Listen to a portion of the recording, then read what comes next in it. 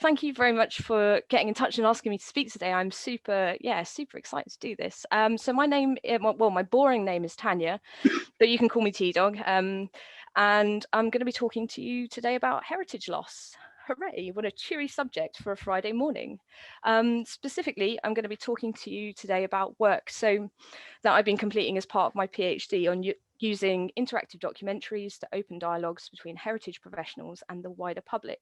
I'm also going to move around a lot. I normally walk around a lot when I'm sort of presenting, so if I just start juddering around, that's kind of it. So there we go. Cool, boring slide. So I'll start by giving you a bit of a background to how this kind of work came about. Before diving into the framework that I've been working on to address heritage loss. That's due to be published later this year in the Historic Environment Policy and Practice Journal. And then we'll look at interactive documentaries. What are they, and why am I using them? So before I do that, I'd just like to say that all the work that I'm presenting on today has been developed as part of an ongoing PhD research that I'm completing as part of a collaborative PhD project between the University of Exeter and Historic England. So Historic England is a public body that looks after the historic environment in England through preserving and listing historic buildings, scheduling ancient monuments, and advising the government. So it also monitors and reports on the state of heritage and publishes that in an annual Heritage at Risk survey. So these three are my supervisors, and I'd like to just say a huge thank you to all of them. They represent the university and also Historic England. They've helped me shape this work, and they've put up with me for the last 2 years, so they deserve some sort of prize for that. Just to give you a bit of a background to myself, before starting the PhD, I worked as an archaeologist and a filmmaker with the SCHARP Trust. So Joe and Tom from SCHARP gave a talk a couple of weeks ago about Scotland's coastal heritage and their work up there. In that talk, I called myself an escapee, which I thought was very clever, but nobody really ever leaves SCHARP, and all of the experience that I had working there, so getting first-hand experience of working with communities all around Scotland's coast, developing practical filmmaking skills, and also just being taught by Tom and Joe has influenced me immensely. So I'd just like to say a massive thank you to Tom and Joe as well. They allowed me to meet so many cool people like Sarah and get me, I guess as well, get me cool keychains like this, which I've had on my keys for ages now. The Florida Public Archaeology Network keyring, recommend. But it's also, working for SCHARP has also given me the confidence to bring filmmaking techniques that I developed working there into my current PhD research.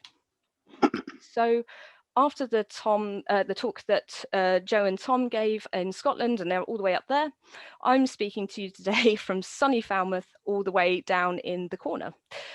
Just to give you a bit of scale, I found a really niche map of Florida in relation to the UK. I don't know who else has used this before, but here it is.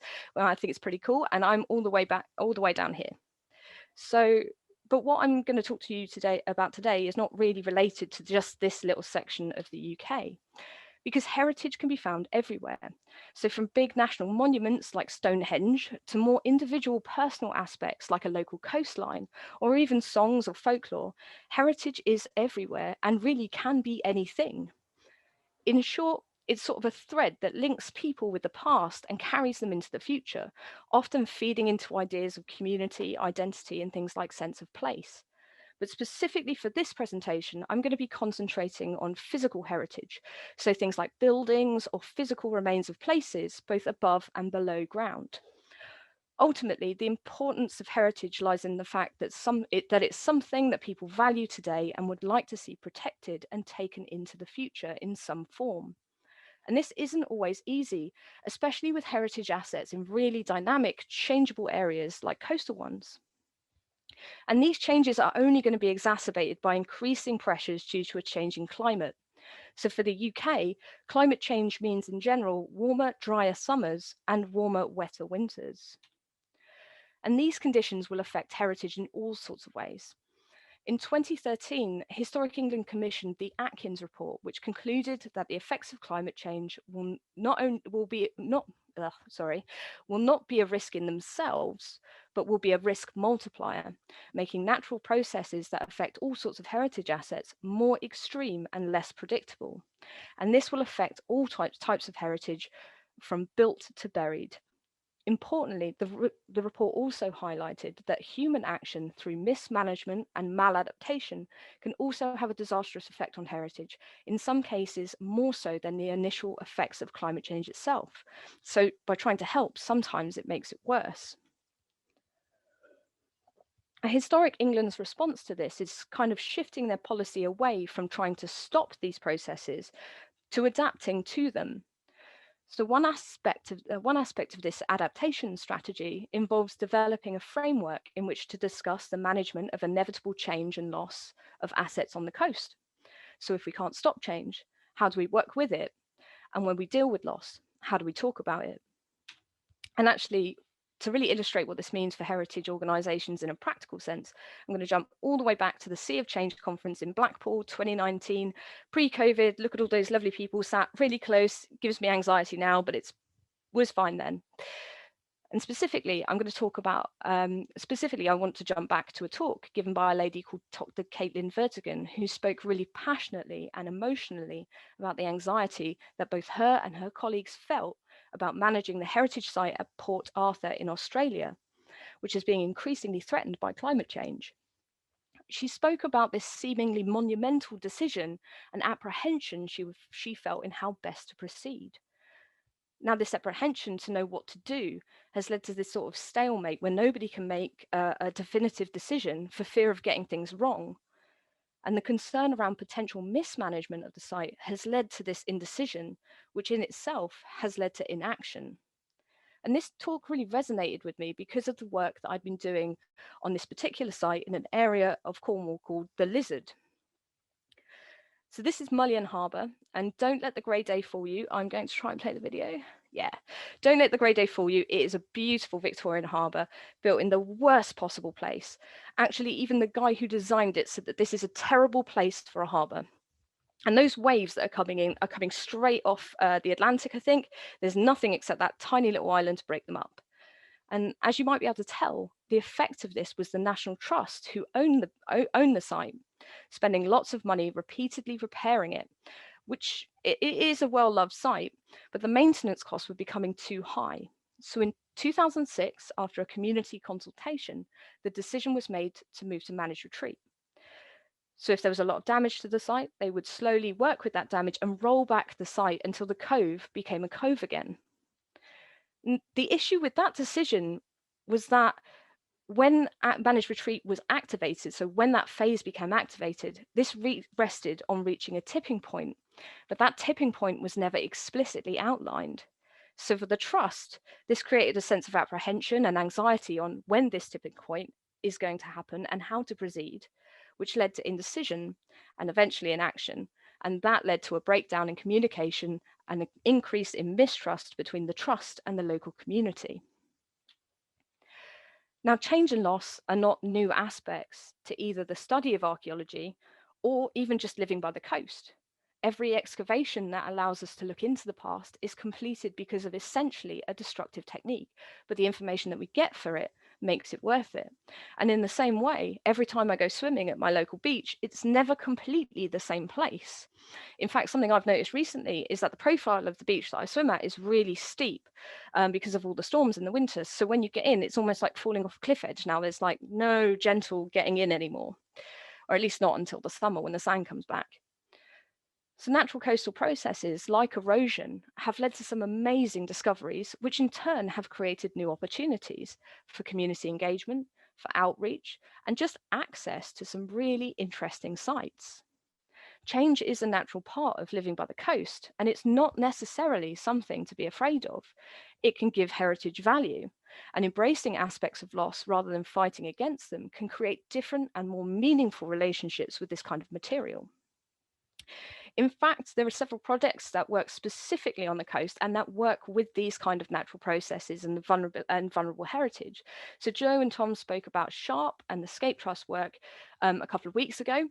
And really, this is setting a gold standard of how to harness these opportunities in order to prioritise and update the archaeological record, while actively engaging communities through both this activity and also specific projects which are important to them.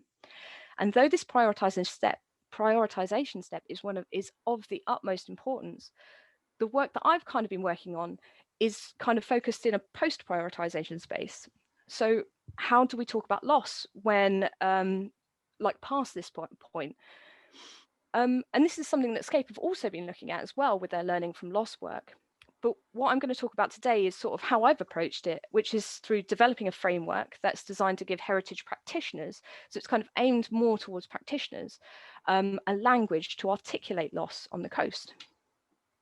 And the aim of this is to really try and move away from the term loss as being this all-encompassing, unmanageable term, and instead try and break it down into discrete kinds of heritage transformation that might be experienced in these landscapes. So what is happening and what opportunities are presented can be understood and articulated in more depth and detail when applied to a specific place. Ultimately, it's designed to give practitioners the tools they need to engage in healthy and productive dialogues within the heritage sector and then outward to the wider public.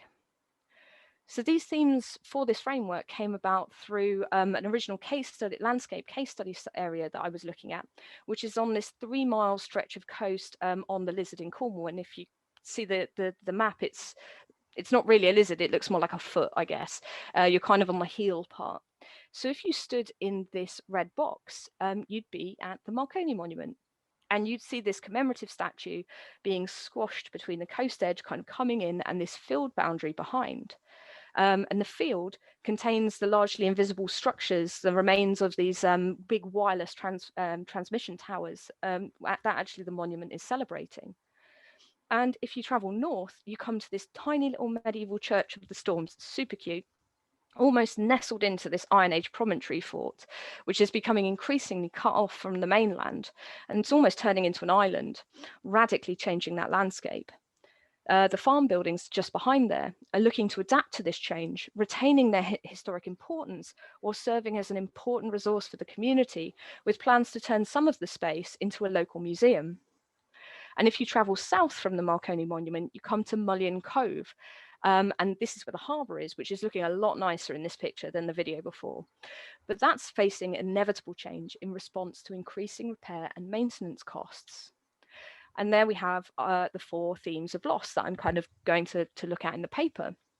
So you've got invisible, adaptive, inevitable, and radical. So invisible loss engages with previously unnoticed or overlooked heritage and explores the loss of the unknown as well as the potential release of value through the process of discovery and recognition. The scale and significance of sites related to this theme are highly variable, ranging from maybe discrete find spots consisting of a few pot shards maybe to potentially entire structures. Sites that fall under this theme have huge potential. Though they may not have associated support from either community groups or academic interest, and as such they remain incredibly vulnerable. So the example that I've used for this for an invisible site would be the footprints at Haysborough, which are in this photo. These footprints are one of the most important Pleistocene discoveries in the UK, changing what we know about this time period completely. The site was destroyed by a storm just 2 weeks after the footprints were uncovered, and luckily they were recorded, but this is a good example of the rich potential that invisible sites offer and the specific reactive challenges associated with trying to act on short notice. So the second theme is adaptive loss, and this recognises the transformational nature of a place and allows for continued evolution of form and function into new iterations with potential support from external sources. Importantly, this might attract attention from funders outside of the heritage profession, which is the case at this really cool Burnbeck Pier. It's this this pier was built in 1867 as a Victorian pleasure pier, and it hosted a lifeboat station, which is that little red building, as well as arcades and things like that. Eventually, it was closed in 1994 and became derelict. It was kind of spooky now, which is quite cool.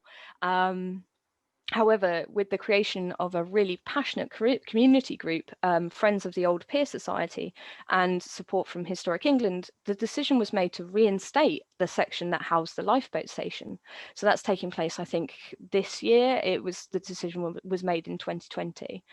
So although the site will not go back to being this really amazing Victorian promenade, some part of its historic legacy will continue into the future. So the rate of change experienced at adaptive sites and opportunities for responding creatively will be highly dependent on aspects such as funding or community or academic interest. As such, levels of uncertainty can really fluctuate between high and low as funding or interest is secured or lost.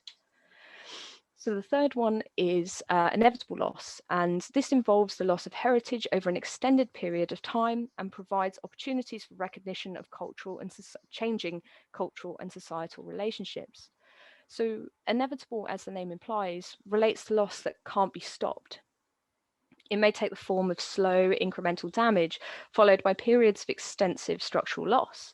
And this will eventually affect all aspects of site management, especially where aspects of public safety or site access become like a concern. And the changes associated with this theme can happen really rapidly, as seemingly stable sites might suddenly transition into much more unstable situations almost overnight. So the example that I used is HURST Castle, which is this really cool place. It's sitting on this sea spit. Originally, it was built in the 16th century, that little round tower. But in the 1860s, these big kind of long wings were added. In early 2020, I was really lucky and I was able to visit the site and see the type of damage that had been caused by basically the sea undercutting the spit. And it kind of resulted in a partial collapse of a wall. So the wall had come apart from the main section of the building, but it was still on.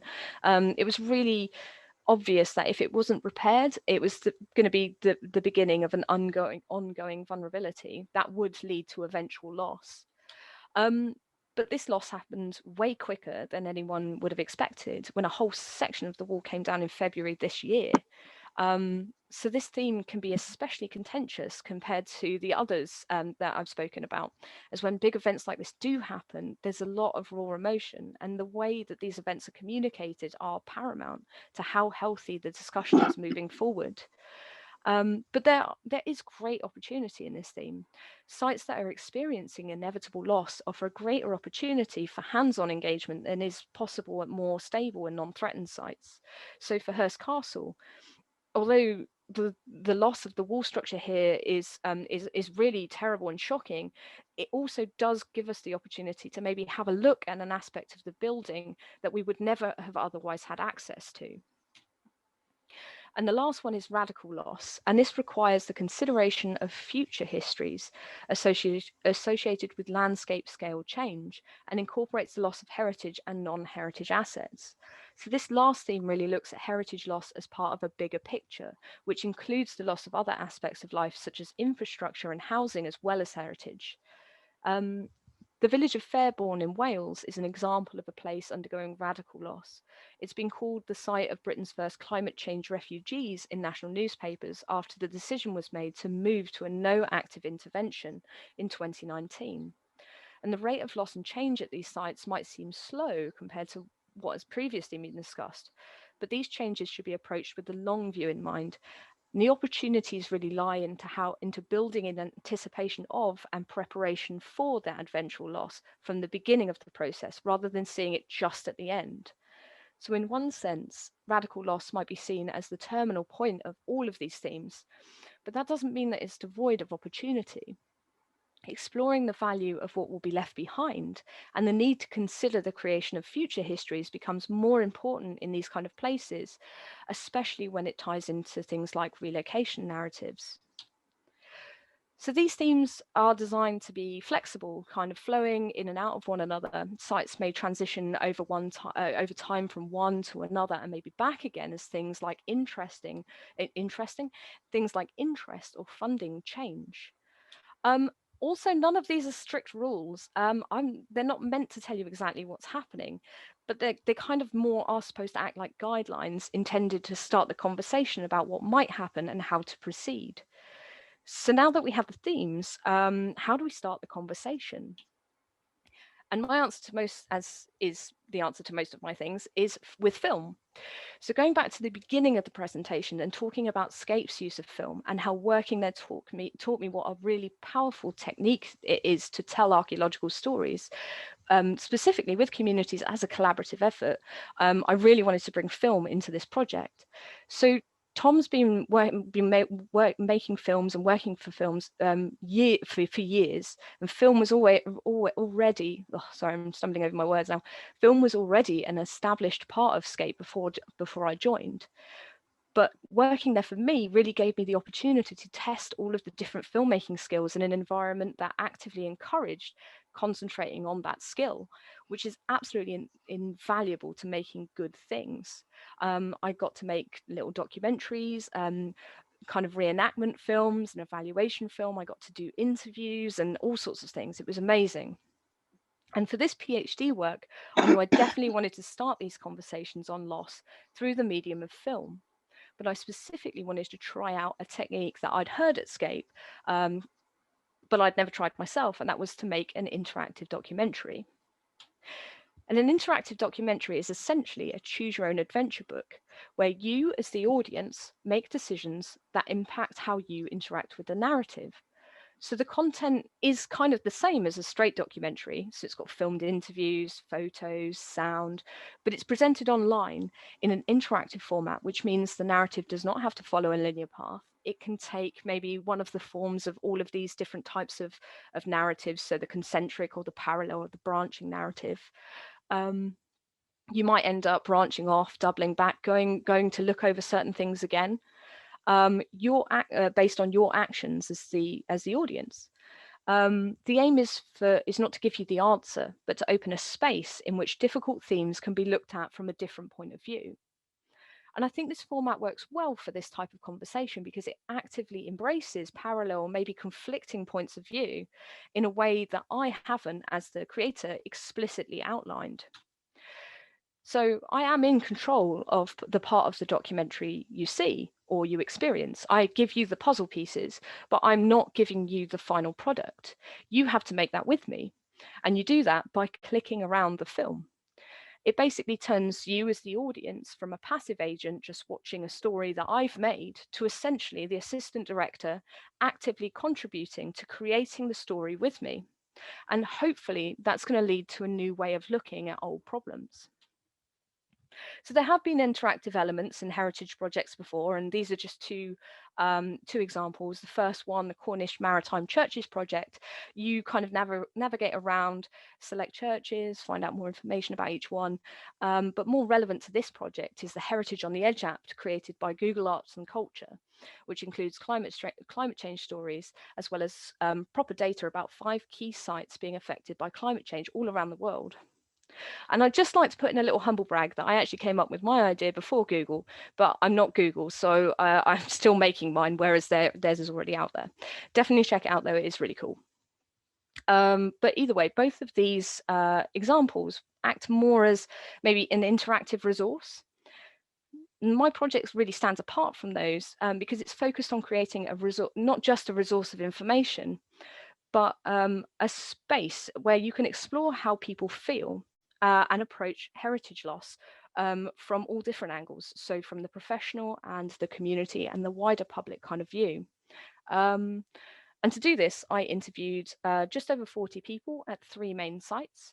The first was on the Isles of Scilly, which is experiencing radical loss. So the islands all around the Isles of Scilly are actually the tops of mountains in what has been called a drowned landscape, which sounds just incredibly awesome.